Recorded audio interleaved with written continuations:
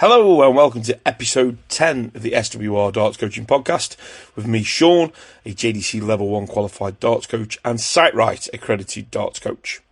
In today's episode, I am delighted to introduce Brian Ivey, who is a fellow JDC and SiteRight darts coach. And we have a chat with Brian to get his insight into darts coaching, how he got into darts coaching, and what he feels the perception of us as darts coaches is. I think it's great to get a different view. Obviously, over the previous episodes, I've spoke quite a lot about the challenges that I find as a darts coach. So I thought it was great to get another darts coach on the podcast and find out how he deals with people who don't really buy into darts coaching, but also how he coaches and what he offers within his coaching session. So I'm going to pass over to myself and Brian now. It's a great little listen, longest one we've done probably on this channel, but we're going to look to bring some more of these to you as and when we go through the up and coming episodes. So I hope you enjoy it, and again, leave any feedback you've got in the comments here on Spotify, or drop me a message across the social media channels. So I hope you enjoy my chat with Brian Ivey from PoisonIvey Darts. So I'm delighted to introduce Brian Ivey from PoisonIvey Darts Coaching. I've known Brian for quite a while. We both did the JDC Level 1 qualification as well as the SiteRight coaching course that I know I spoke about on previous episodes. So, Brian, I'd just like you to welcome you to the podcast. Hello, Sean. All right. Very well, mate. Very well. So, Brian, just for those who are out there that probably have never come across you, because there are people that still don't know us darts coaches exist out there. How did you get into darts, and how did you get into darts coaching?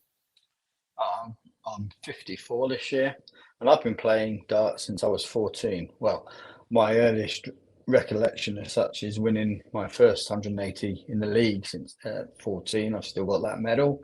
Very proud of it. We didn't have photos in those days to prove you had 180. You actually won a medal in the league. So I started playing with my parents down the pub. They wanted a reason to go to the pub, and that meant they had to drag me along as well. Brilliant stuff. Hey, Brian, you know me, mate, and some people listen to this podcast too. Always need a reason to go to the pub, and if it's darts related, mate, that's even better. So obviously you got yourself into darts, got yourself playing the game. What made you look into going into the coaching side of it? Oh, it was funny. It was darts leagues, as I said earlier. My friend and I were talking one night how we could make the leagues bigger, better, because teams were falling out, the leagues was getting smaller, and we said we need a way of getting children into darts, back into the leagues, fill them up again from the bottom, because parents were no longer taking their children to the pubs. So we set up the Paynton Darts Academy 9 years ago this week, funnily enough. And so we started like that. The first day we had 5 children. We built it up slowly over time. And so I got into coaching that way. To start with, I was just a mentor. Coaching was just something we just handed over our knowledge, shall we say, rather than coach to start with. But then I thought, well, I want to take this further. I want to take this and start actually coaching, properly.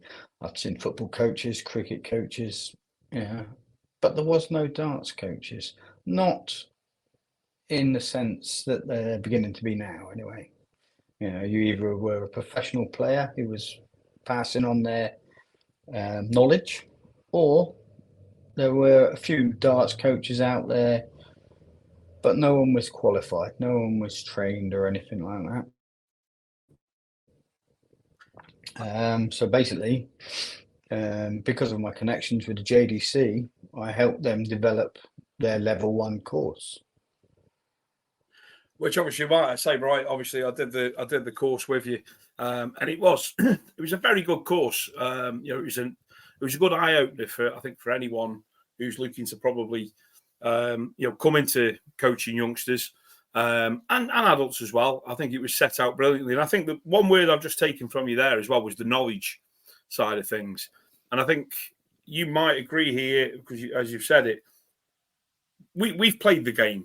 Players have played the game. We've got the coaching qualification, but it's the knowledge that we can pass on to, especially younger players. Do you find that is a key part of the coaching aspect as well, that knowledge?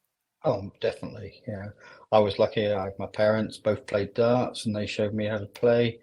Like I said, they wanted to be in the pub playing darts, so you went along and you learned.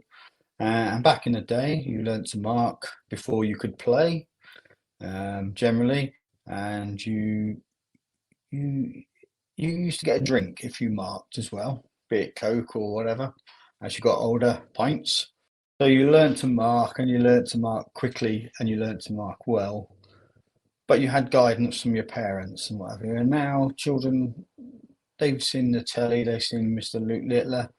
They want to go to academies and places like that, and it's not the parents there who are teaching them. It's people with experience. I'm no great dart player. I never have been. I play Super League, but that's as far as it's ever been. Super League. I'm not playing particularly well at the moment, but I don't play as often, especially now I'm coaching. But what I've got is a lot of experience.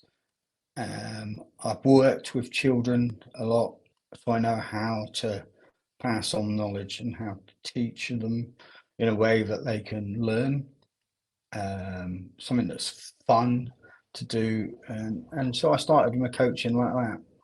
And like you say, I've moved on to adults. And in order to become a better coach, I've got qualifications now, and I've looked at the theory. I've looked at sports psychology and things like that. And I'm trying to become a better coach all the time by doing more and more qualifications. So I've got the site right. Hopefully JDC level 2 is coming out this year. So I'll definitely take on that on board. But also, I want to be qualified. I want to be respected and known, not just because I'm someone who says I'm a coach. I want to prove it. I'm a coach, like footballers and what have you have all their qualifications and what have you. I want to do it that way. No, I think that's fantastic, Brian. And you touched on it there. The JDC level 2. I know, obviously, when we did the level 1, it was talked about briefly at the time. Hopefully, that will come around, and I'm looking forward to that as well. And I think the way you sort of look at that idea of improving yourself as a coach all the time, that's what we have to do as coaches. I think when you've only got certain qualifications available in our sport, we do have to step outside the box a little bit. Sports psychology, I do think, is massive as well. Let's be fair, we all know darts is about the throw mechanics, but it's also so much about the mental side of the game, and picking up that side. And it's great to hear that you're just trying to get more out of your coaching. One thing that I have spoke about on previous episodes of this podcast, or this ramble, as I like to call it, right? And I know, when we recently met up on the Site Right course, we did talk about it. But what are you finding, if anything, of course, but I think, you might say you have done, what are you finding are the hitbacks against when you tell people, well, I can help you there, I'm a darts coach? What's the initial reaction when you tell people that you're a darts coach? It's a funny thing, actually. Even friends, and as well as strangers, say, you can't teach darts. You can't teach darts. And coaching to me is not about teaching darts. It's about empowering someone to be able to play better, providing them with a structure so that they can play better and whatever. People don't look at football coaches quite so badly. I mean, they still get a lot of grief from the sidelines, especially from parents. But that's why I want to get more qualified, because people don't see darts coaching at the moment as a logistical thing. It's like, you can't teach darts. You can't teach someone to throw. But you can, with the right structure, the right environment. You can teach people how to do it, how to improve, how to get better, how to react to situations, conquer their nerves, that sort of thing. Yes, you might not be able to teach them to hit the bullseye within 20 minutes or so, but you should be able to teach them to hit that bullseye after a certain amount of time, or certainly be peppering the 25. If they're not hitting the bullseye straight away, it might take time. It might take you weeks, it might take you months. Good players, obviously, they think, why should I go to a coach? I'm already playing well. But then at the same time, they say straight away, I want more consistency, or I want a better average, but they can't do it on their own. They can't find that way on their own. And a coach may be able to help them. Sometimes you can't help someone because adult players especially tend to think they know it all already.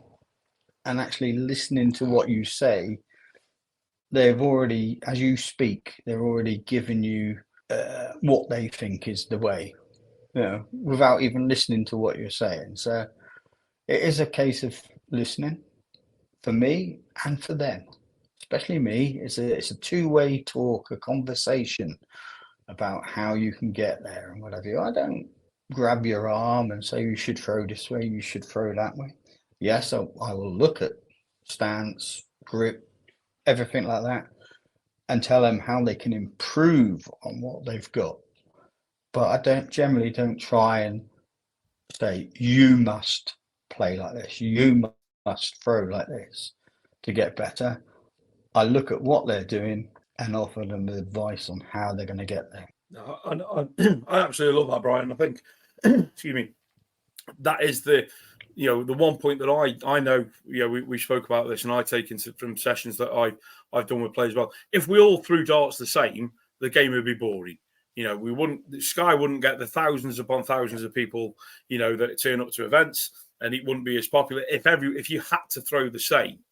So I love the fact that, again, it's that element of coaching is us offering guidance, help, on how they can improve their biomechanics. Effectively, that's what it is. And it's great to hear you say that, because, again, I've worked recently with a player who's on the high echelon of the game, shall we say, and his exact words to me were, "I don't want anything to be posted across social media that I'm here. I just want to come down here and just have a chat with you and get an idea of where you think my game is." I offered him my advice, and he pretty much said, "Well, yeah, I think I'm already doing that." I was like, "Well, you're not." So again, like you just said there, another great quote there is that it's that two-way street. The conversation is the two-way street. So I think that's fantastic to hear. So if someone was looking to come to you, Brian, for a bit of coaching, whether it be a junior or an adult player or senior player, etc., what can they expect when they come to a coaching session with Brian? Well, generally, the first meeting as such, we're going to talk.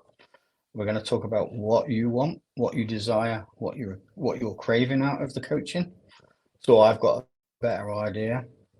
Then we're going to look at your throw. Yes, I've got video analysis, and I can show them what they're doing. That's the thing. I don't tell them where they're going wrong, but I can, with the use of the video analysis, I can show them how they actually throw, because they don't see it. They don't see how they lift their back leg or lower their elbow or twist their arm or whatever it is they're doing that could possibly make their scores go askew. Most of the people come to me because they want consistency and they want accuracy. And it's probably the two words that you hear the most from people looking for coaching. But for me, it's a two-way street. So they're going to tell me what they want. I can say, well, I can help with that. And then it's a matter of working together, setting goals, finding, if they want to improve their average, we'll find a way to improve their average slowly. And, we're not going to go suddenly 10 points better, but by reducing one dart out of your 15 or 16 that you may throw, or your 25, every time you reduce your dart by one, you're going to improve that average. And finding ways to do that is how we go about it. And we can implement things, practice routines, target practices, anything like that that'll help. Most people want this average reduction. I don't like averages, unfortunately. They're very misleading, and I think most people of the standard, I'm not talking higher echelon players, but most people of a standard would win more games by throwing a 60 every throw and shooting out within 9 darts of being at 180 and below. If they reduce that 9 darts down to 6 darts, which is generally what you want, a nice 100, shoot out on a 80 or whatever, you've suddenly lost 3 points off your average, or 3 darts off your average, and gained a lot onto your average. So it's one of those things that people need to listen and respect what you're saying, but at the same time, you as the coach need to listen and respect what they're asking for. Yeah, and I think again, obviously working in the same industry, I know, we'll have had the same sort of scenarios, but I've had the moments where the players have come in to a coaching session and gone, "Oh, I'm currently 65 average, and I want you to get me to an 80 average." Or I had one guy last year, he came to me, he was 75, and he's like, "I want to go Q school and compete at Q school." And I'm like, that's all well and good, but it's a process. It doesn't happen overnight. And I think sometimes you may say that you see players think that, well, I've come for coaching. I'm putting in the 7 days a week practice. Why is it not working for me? And then it's not the fact that what they're practicing might not be right for them. It's the fact that they've come to coaching and we haven't gotten, or we haven't pushed them up to that 80, level. 90 average level, because that's where they need to be. Yeah, definitely. And practice is fine as long as it's purposeful, as long as it's doing the job that it's intended for. You can throw at the 20 all day long, but it won't make you hit that double at the end. So you've got to have a bit of sway about how you do things. You've got to think, right, I need some doubles practice, I need some targeting practice, and I need some high scoring practice. You have to make it work for that player. Yeah, and obviously, again, the one that we've got on the SWR website is, if there's purpose in your practice, we feel it creates pressure in your practice. And I've always felt that. And I think, what you said there about making sure that they're getting the purposeful practice in is absolutely spot on. So just a couple last questions, Brian, before, and I really appreciate you coming on and giving your insight into how you find the darts coaching. With us darts coaches, I know we mentioned it briefly at the start of the chat. Do you think that in a few years' time, maybe even this year, who knows, we'll start to see darts coaches with the PDC Pro players? So when the players are up there at the major tournaments, and the camera always pans round to their loved ones, in just off the stage. Do you ever see a world where us as coaches will be either there at the side of the stage or even behind the stage in the green room, waiting for them to come off stage to have a chat with them and help them that way? Do you ever think we'll get to that stage? Oh, most definitely. I really do. We're seeing it now. You've already seen it with Luke Humphreys and Dimitri talking about their sports psychologists and what have you. And I think one day, like you say, coaches will be there, maybe not in the crowd, but certainly on the end of the phone or in the green room at the back, saying, "Well done, you could have done this. If you'd have done that, maybe you might have won."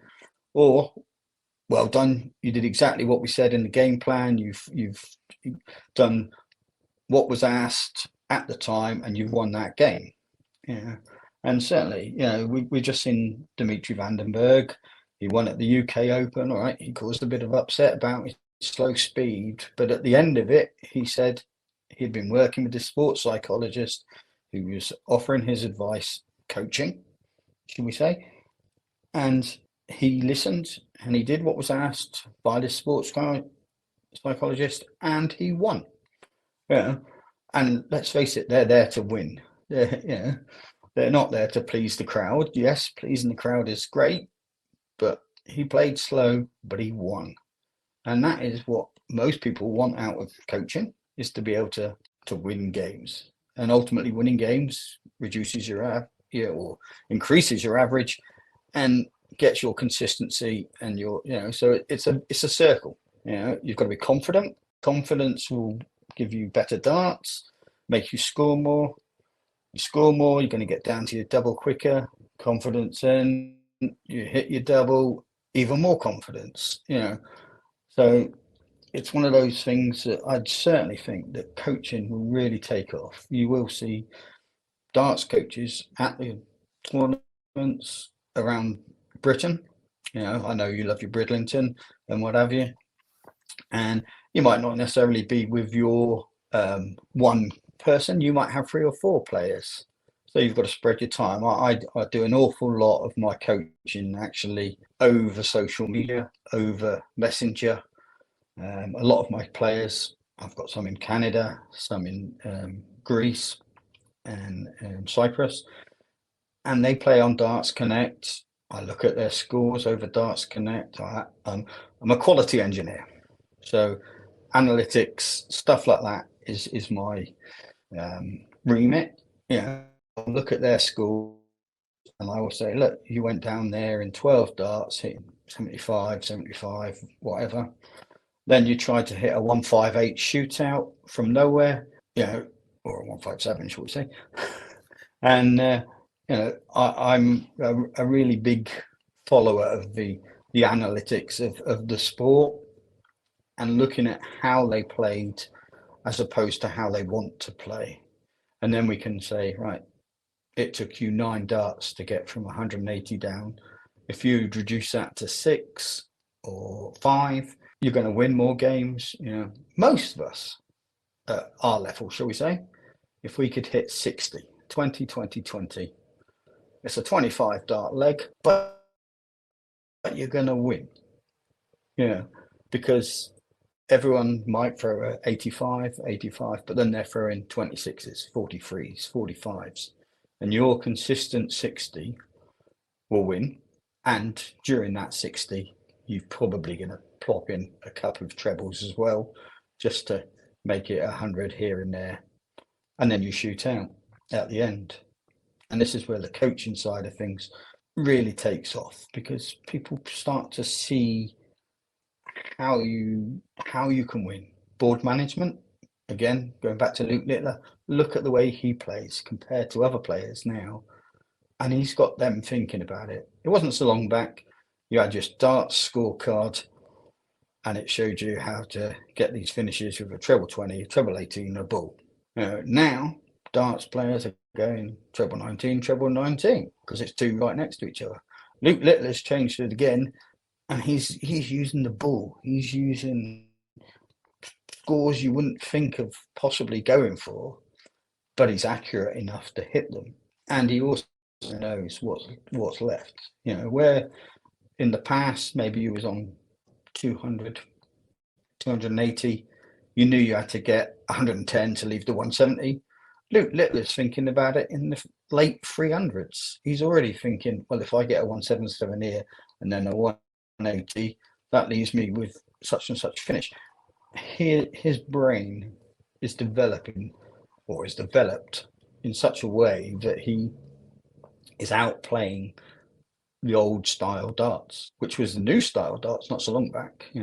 My dad would have never have gone treble 19 bull.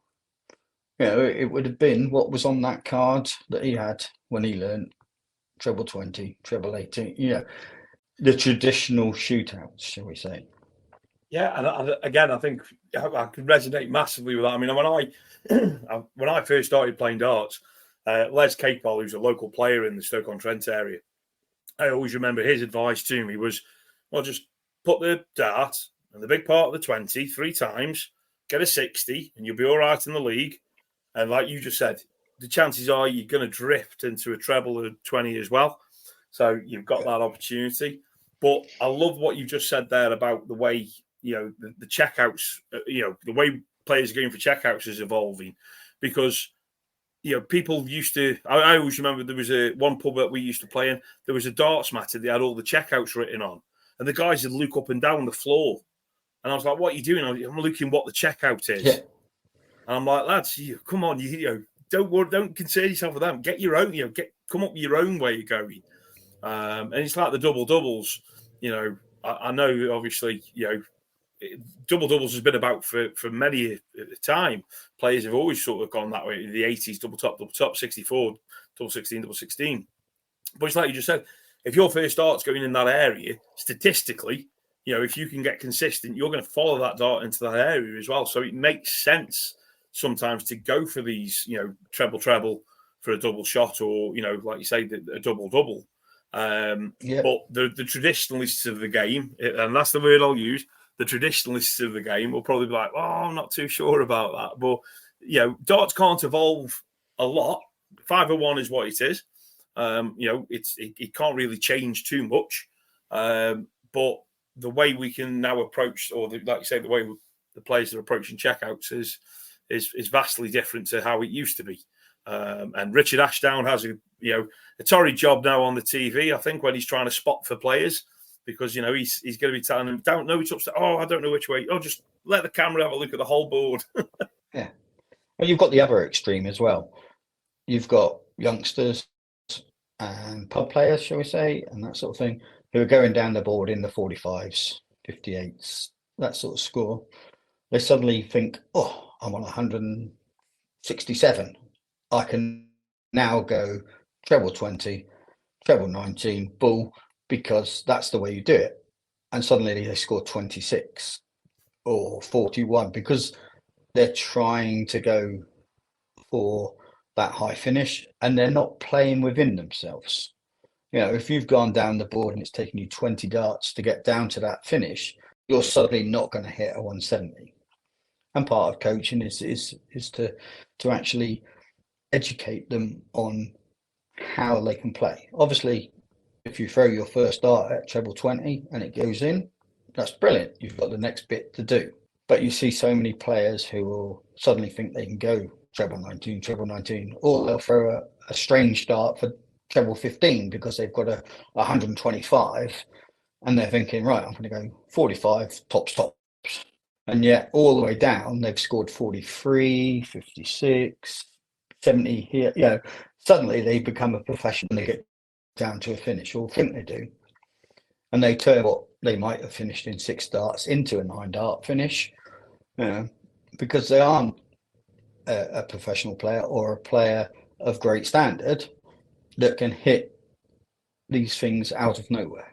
Luke Littler, maybe 17, but we already know he's been playing for 15 years almost. All right, some of that, he was a very young child, but he's still been playing for 15 years, developing that brain. I've met Luke several times in the JDC, and the one thing he had over a lot of the youngsters was his mental brain. Before that, Jared Cole, I played Mark for him a couple of times, and I was in that situation you was on about with Richard Ashton. I was looking up at the treble 20, and suddenly he's playing on the treble 19s, the treble 17, the treble 18, and Mark in his games was awesome to see his brain power. And that was when he was a youngster. Jared's still playing very well. No, he is, yeah. And like I say, I think that's, Luke is the, a talent, but like you say, the way he processes the game is phenomenal. So last question I want to put to you, Brian, it's one that I'm going to try and do a few more of these chats with people over time, but it's one question that I always ask anyone who comes to me for coaching. This is I'll say the last question I ask them before I get them on the board and get them started.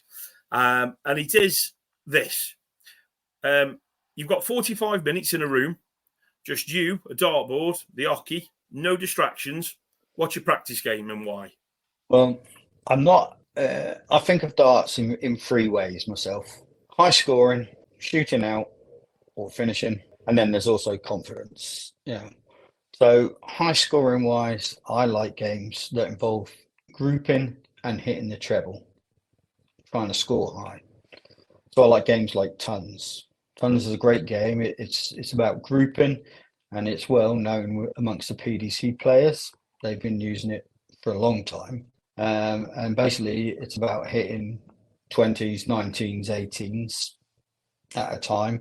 But you have to score, let's say, 21 points, and you get 1 point for a single, 2 points for a double, 3 points for a treble, sort of thing. And it's how quickly you can build up to 21. And it's surprising how long it takes. Yeah, especially, shall we say, for the mediocre player. Yeah, they're going to be hitting 26s, 45s, 41s, 43s, then they hit an 80 or 85 or something like that. So to build up just by hitting 20s takes a long time. After a while, though, your focus is on hitting that treble 20, that 20. If you can hit the big section of the 20 with your first dart, generally, you're going to hit a nice score because the second dart will follow it, and then you might drop into that treble or raise up to the treble, depending if you're a under thrower or a thrower above the treble. So that's one game I really like. And then there's the old-fashioned Priestley's trebles. I don't think you can go wrong. Dennis Priestley invented it because it works. So it's a great way of practicing the higher trebles that are going to give you that scoring, which is what you want. Then it comes to doubles.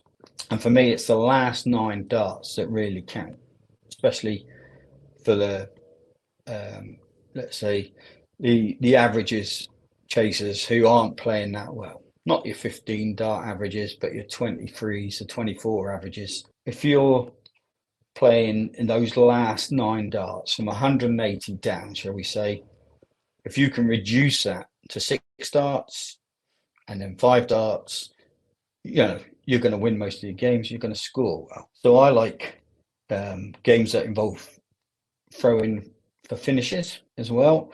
So I like games like where you throw for, say, 61, you go up 2 if you hit it, you go down 1 if you miss, work your way up to 120, 150, even up to 170 if you're lucky. Spend 20 minutes doing that, you're going to start to learn how to hit your finishes, which is what you want, but you'll know what you can hit as well. It doesn't have to be the traditional methods, but it gives you something to aim at. And what you can do as well is to finish. Say you finish in 20 minutes, you've gone up to 85. Next time you can start at 85, or you can go back to your 61, say, and see if you can do it quicker.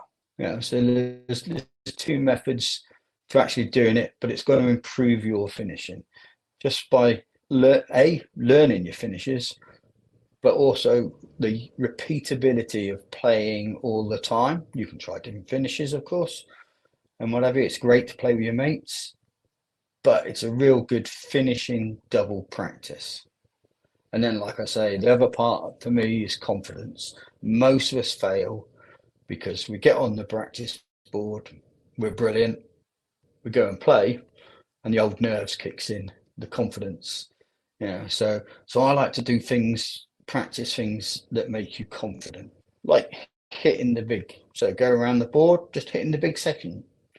Try and go 1, 2, 3 if you can. See how many darts it takes you, or even 3 darts at the big section.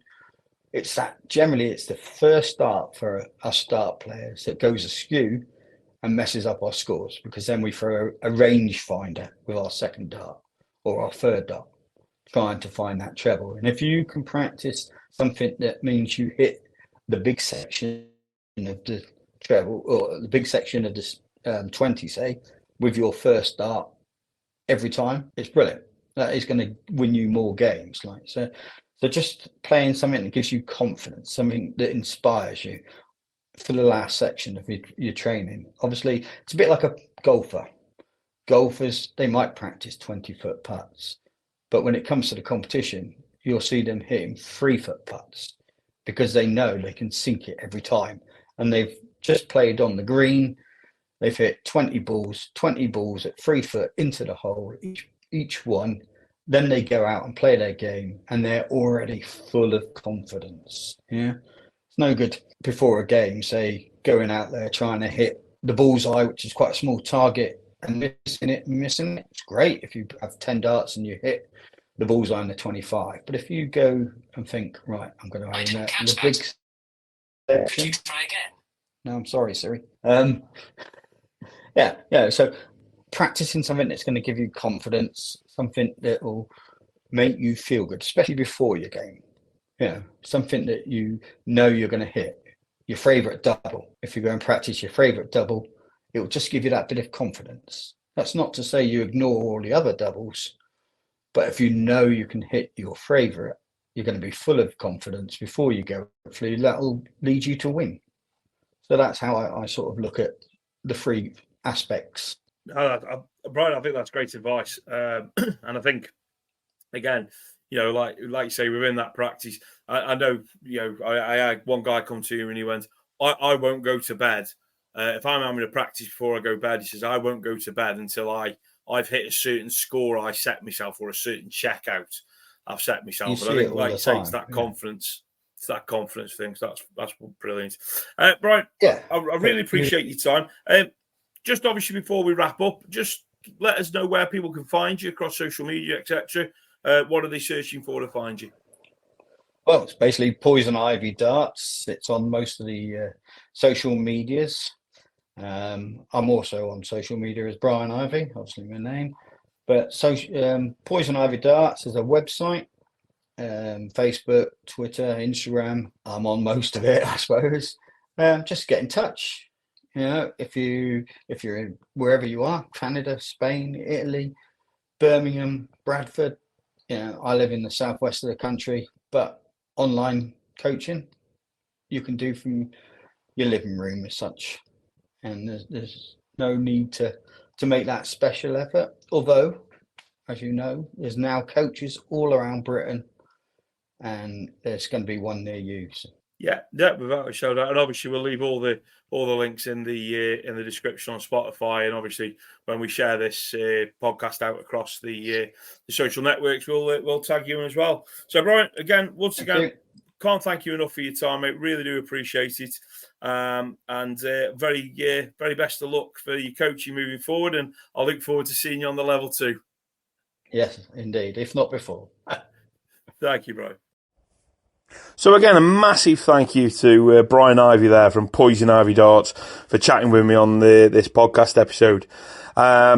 If you want to go and find Brian, if you go on to X, we all know it as Twitter, Facebook, TikTok and Instagram, and just search for PoisonIvey Darts Coaching, you'll find Brian. Also, don't forget to visit his website, poisonivydarts.co.uk. And you can get in touch with Brian that way and book in for coaching. Brian offers one-to-one in-person coaching. He also offers online darts coaching. So if you're not even in the UK, you can book a coaching session with Brian. Highly recommended. I spoke to him, as I say, when we were on our Sight Right course, and he was telling me all about how he does the coaching online, and it's fantastic to see that.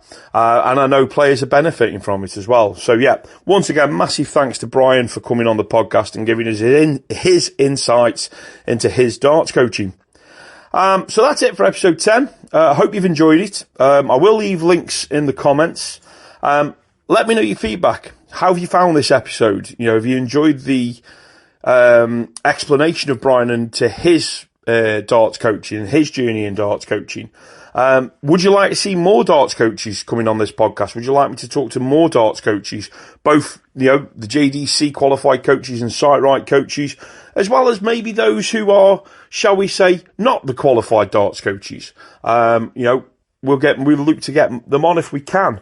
I have got plans to, hopefully in a couple of episodes' time, actually record one of my own coaching sessions with a player.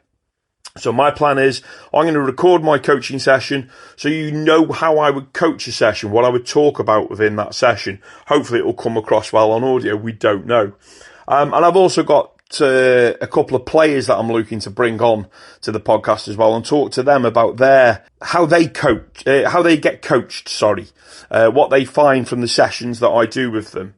So looking to really expand this little podcast. again, thank you very much for listening. You can find me across the socials, SWR Darts Coaching. And you can also visit the website, swrdartscoaching.co.uk, to book in for one-to-one darts coaching with me. I'm based in Stoke-on-Trent in the Midlands, so good access off the M1 and the M6, etc. Also on the website, you can pick up practice games, and my practice schedules are all on there. I've also got a junior one out now, which is aimed at the younger players, so the really young darts players just coming into the game, picking the darts up for the first time. So look to pick that up as well while you're on the website. Thank you very much for listening, and I'll see you, well, I won't see you, I'll speak to you in episode 11, and just enjoy your darts, and take care.